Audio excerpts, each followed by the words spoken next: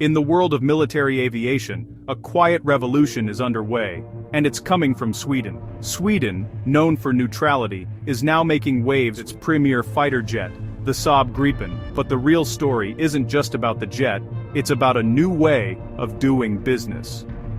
Traditionally, buying a fighter jet meant sending billions abroad and getting little more than hardware in return. Saab is flipping the script with a strategy called industrial cooperation. When a country buys the Gripen, it gets more than a plane. It gets local production, technology transfer, and jobs. This means jets can be built or assembled in the buyer's country by local workers using advanced Swedish tech. The result, a defense deal that doubles as a national investment in technology and industry. This approach is shaking up the market, challenging giants like Lockheed Martin and its F-35. Countries are now asking, what else do we get? They want jobs, tech, and a future for their industries. Saab is listening, offering not just aircraft, but a roadmap for economic growth. Suddenly, the Gripen is a top contender from North America to Europe and South America. Nations see a chance to modernize their air forces and energize their economies at the same time. This isn't just about military hardware anymore, it's about sovereignty and self-reliance. The Swedish secret is out, and the fighter jet industry is being forced to adapt. The Gripen's model is changing expectations for what a defense deal should deliver. The world is watching, and the rules are being rewritten. Nowhere is this new competition clearer than in Canada.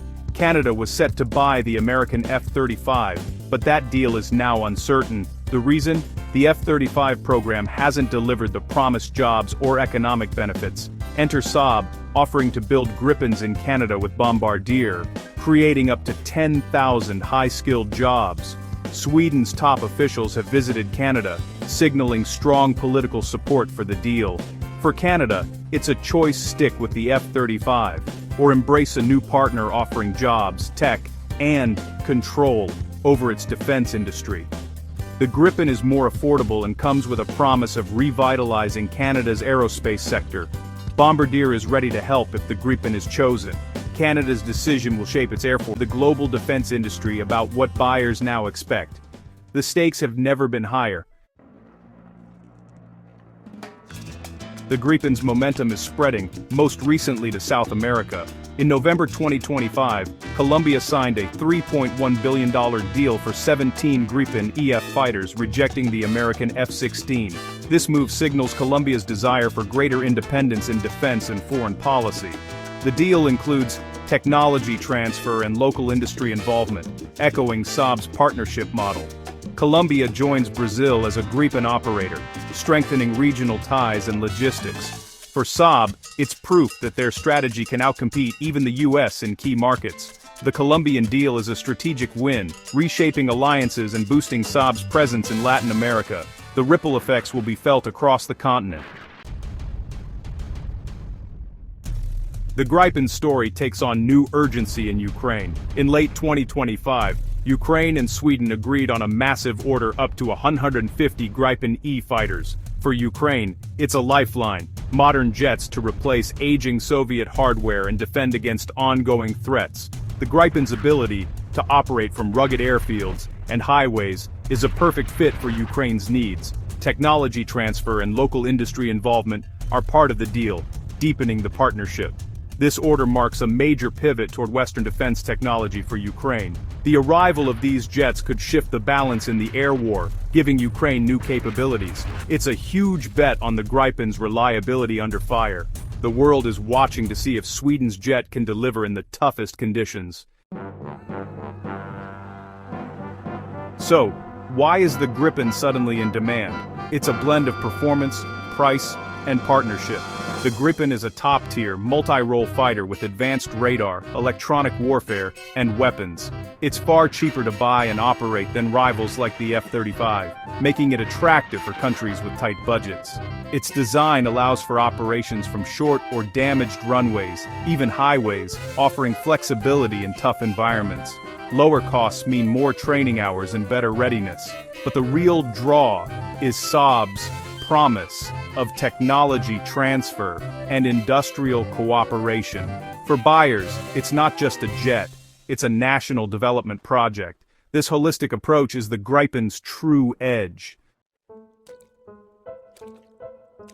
Not everyone is convinced by the Gripen's rise. Critics, especially in Canada, argue the F-35 is more advanced, with stealth and deeper integration with NATO allies. They warn that operating mixed fleets, F-35s and Gripens, would be costly and complex.